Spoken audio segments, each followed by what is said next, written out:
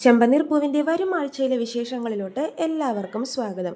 അപ്പോൾ നമ്മുടെ സച്ചിയും രേവതിയും ആദ്യമായിട്ട് ഒന്നിച്ച് ഒരു യാത്ര പോയിരിക്കുകയാണ്. മൂന്നാറിലോട്ടാണ് പോയിരിക്കുന്നത്. വളരെ സന്തോഷത്തോടെ തന്നെ അവരവരുടെ സമയമൊക്കെ ചിലവഴിക്കുന്നുണ്ട്.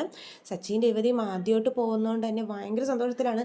സച്ചി രേവതിനോട് ചോദിക്കുന്നുണ്ട്, രേവതി നമ്മൾ ആദ്യമായിട്ട് പോയ യാത്ര നിനക്ക് ഓർമ്മയുണ്ടോ എന്ന് ചോദിക്കുമ്പോൾ രേവതി പറയുന്നുണ്ട്, പിന്നെ നമ്മൾ ആദ്യമായിട്ട് പോയത് മാർക്കറ്റിലോട്ടാണ് സച്ചിയേട്ടാന്ന് പറയുമ്പോഴേക്കും സച്ചി പറയും, മാർക്കറ്റിലോട്ട് പോകുന്നതൊക്കെ ഒരു യാത്രയാണ്, ഇങ്ങനെ നമ്മൾ എവിടെയെങ്കിലും പോയിട്ടുണ്ടോ എന്ന് ചോദിക്കുമ്പോൾ രേവതി പറയും, ഇതല്ലേ നമ്മുടെ ആദ്യത്തെ യാത്ര, ഇതാണ് എൻ്റെ ജീവിതത്തിലെ ആദ്യത്തെ യാത്ര, ഞാൻ അങ്ങനെ എവിടെയും പോയിട്ടില്ല സച്ചിയേട്ടാ, ഇനി ഇത് സച്ചിയേട്ടൻ്റെ കൂടെയുള്ളയും എൻ്റെ ജീവിതത്തിലെയും ആദ്യത്തെ യാത്രയാന്ന് പറഞ്ഞിട്ട് രേവതി ഒരുപാട് സന്തോഷിക്കുന്നുണ്ട്.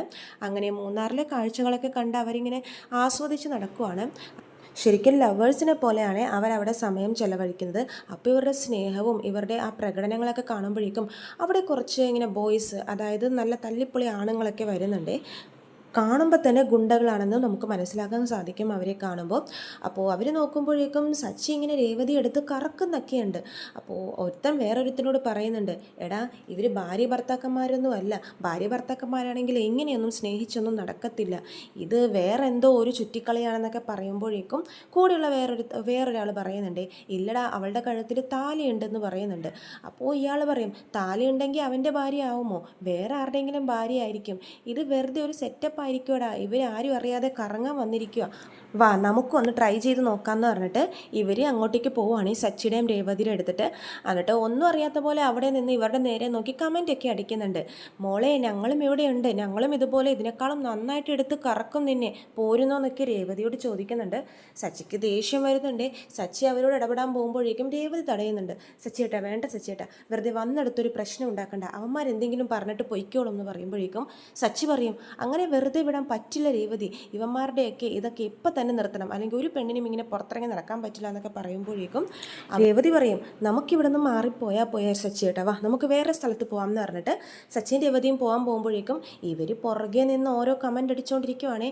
സഹി കേട്ട സച്ചി അവരോട് നല്ലോണം പെരുമാറുന്നുണ്ട്, ഒരുപാടിട്ട് തല്ലുന്നുണ്ട്. ഇവർ 3-4 പേരുണ്ടാവുകയെ, ആ ധൈര്യത്തിലാണ് ഇവരിങ്ങനെ കമൻ്റൊക്കെ അടിച്ചുകൊണ്ടിരുന്നത്. അപ്പോൾ സച്ചി ആണെങ്കിൽ ഒരാൾ മതിയല്ലോ ഇവർ 3-4 പേർക്ക്. നല്ലൊരു ഫൈറ്റ് സീനൊക്കെ നടക്കുന്നുണ്ട്. അവസാനം രേവതി സച്ചിയെ വിളിച്ചിട്ട് അവരുടെ വണ്ടിയിൽ കയറി പോവുകയാണ്. പക്ഷേ ഇവർ പോകുമ്പോഴോ ഇവരെ ഫോളോ ചെയ്ത് ബൈക്കിൽ ഇവർ വന്ന് വീണ്ടും വീണ്ടും അശ്ലീല കമൻസൊക്കെ ഒരുപാട് അടിക്കുന്നുണ്ട്. അപ്പോൾ ലാസ്റ്റ് സഹികെട്ട് സച്ചി എന്ത് ചെയ്യുന്നു വെച്ചാൽ ജീപ്പിൽ നിന്ന് ഇറങ്ങിയിട്ട് വീണ്ടും അവിടെ ഒരു ഫൈറ്റാണ്. അങ്ങനെ ഒരുവിധം എല്ലാം ഒതുങ്ങി കഴിയുമ്പോഴേക്കും നല്ല പരിക്കുണ്ട്, ഈ ഗുണ്ടകൾക്കൊക്കെ നല്ല പരിക്കേൽപ്പിക്കുന്നുണ്ട് സച്ചി. അതായത് അത്രയ്ക്കും നല്ല തല്ലാണ് അവിടെ നടക്കുന്നത്. ഇവർക്കാണെങ്കിൽ ദേഷ്യവും വാശിയും ഒക്കെ കൂടിയിരിക്കുകയാണ് കേട്ടോ. കാരണം അവരെ ആദ്യമായിട്ടാണ് ഇങ്ങനെ ഒരാളിട്ട് തല്ലുന്നത്, അതുകൊണ്ട് തന്നെ അവർക്ക് സച്ചിനോട് നല്ല ദേഷ്യവുമാണ്. അങ്ങനെ സച്ചിൻ രേവതിയും അവിടെ നിന്നും പോയിട്ട് ഒരു ഹോട്ടലിൽ മുറിയെടുക്കുവാണ് അന്നത്തെ രാത്രിക്ക് കഴിയാൻ വേണ്ടിയിട്ട്. അപ്പോഴാണെങ്കിലും ആ ഹോട്ടലിൽ തന്നെയാണ് ഈ ഗുണ്ടകളും താമസിക്കുന്നത്. അപ്പോൾ സച്ചിൻ രേവതിയും അവിടെ മറ്റേ റിസപ്ഷനിൽ ഇങ്ങനെ റൂമിൻ്റെ കാര്യങ്ങളൊക്കെ സംസാരിക്കാൻ നേരത്തിട്ട് ഇവരുടെ കൂട്ടത്തിൽ ഒരു ഗുണ്ട കാണുവാണ്. എന്നിട്ട് ഓടിപ്പോയിട്ട് മറ്റേ ആളോട് പറയുന്നുണ്ട്, എടാ ദേ അവരിങ്ങോട്ടേക്ക് വന്നിട്ടുണ്ട്. അപ്പോൾ ഇവൻ ചോദിക്കും, ആര്, എടാ നമ്മളോട് വഴിയിൽ വെച്ച് പ്രശ്നം ഉണ്ടാക്കിയില്ലേ ആ രേവതി. ഓ രേവതി മോൾ ഇവിടെയും വന്നോ, വരട്ടെ, ഈ ഹോട്ടലിൽ വെച്ച് ഇന്ന് ഞാൻ അവൻ്റെ കാര്യത്തിനൊരു തീരുമാനം ഉണ്ടാക്കും, അവൻ ആരുടെ ദേഹത്താ കൈവച്ചതെന്ന് അവൻ അറിയില്ല എന്ന് പറഞ്ഞിട്ട് കയ്യിലൊരു വലിയക്കാട്ടൊരു കത്തിയൊക്കെ എടുത്തിട്ട് സച്ചിയുടെ അടുത്തോട്ട് പോവാണേ. എന്നിട്ട് അവൻ പറയുന്നുണ്ട്, ഇന്ന് അവൻ്റെ ദേഹത്തിന് ഞാൻ ഈ കത്തി കുത്തി കയറ്റും, ഇനി സച്ചി എന്നൊരാൾ ഈ ലോകത്തുണ്ടാവത്തില്ല, രേവതി നീ കണ്ടുപിടി എന്നൊക്കെ പറഞ്ഞിട്ട് ഈ കത്തിയായിട്ട് ഇവർ ഉറങ്ങുന്ന ടൈമിൽ മുറിയിലോട്ട് പോയിട്ട് വാതിൽ കൊട്ടിയൊക്കെ ഇവർ വിളിക്കുന്നുണ്ടേ. ആരെന്നറിയാതെ സച്ചി വാതിൽ തുറക്കുമ്പോഴേക്കും ഈ ഗുണ്ടകളാണ്. പിന്നെ വീണ്ടും അവിടെ ഒരു നല്ല ഫൈറ്റാണ്. കൂട്ടത്തിലുള്ളവരൊക്കെ രേവതി ഉപദ്രവിക്കാനൊക്കെ നോക്കുന്നുണ്ട്, സച്ചിയെ തല്ലി ചതച്ചിട്ട്. പക്ഷെ രേവതി ഉപദ്രവിക്കാനെ നോക്കുമ്പോഴേക്കും സച്ചിക്ക് വീണ്ടും ജീവൻ തിരിച്ചു വരുവാണ്. അതായത് സച്ചി നല്ല ഉഷാറാവുകയാണ്. കാരണം തൻ്റെ ജീവനാണ് രേവതി. ആ രേവതിയെ ഉപദ്രവിച്ച സച്ചി ഒന്നും നോക്കിയിരിക്കത്തില്ലല്ലോ. അങ്ങനെ എല്ലാവരും കൂടി സച്ചിയെ തല്ലി ചതച്ചിടുമ്പോഴേക്കും രേവതി ഉപദ്രവിക്കാൻ പോകുമ്പോൾ സച്ചി ആ സീൻ കണ്ടിട്ട് ഭയങ്കരമായിട്ട് സച്ചി ആ ഉഷാറൊക്കെ വീണ്ടെടുത്തിട്ട് അവരായിട്ട് വീണ്ടും അവിടെ ഒരു ഫൈറ്റ് സീൻ നടക്കുവാണ്.